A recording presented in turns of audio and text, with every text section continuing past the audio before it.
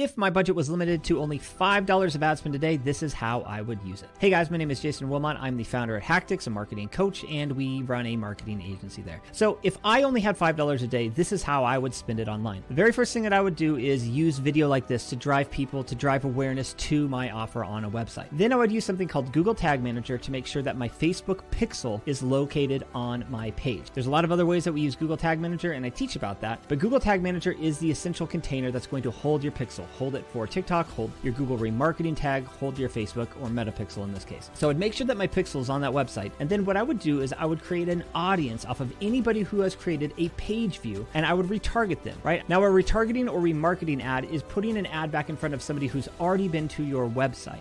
And really what we're going to do is we're going to drive people in who are interested, but maybe they're just not ready to buy. We're going to leverage our retargeting or our remarketing ads, put ads back in front of them to bring them back to the offer and close the deal.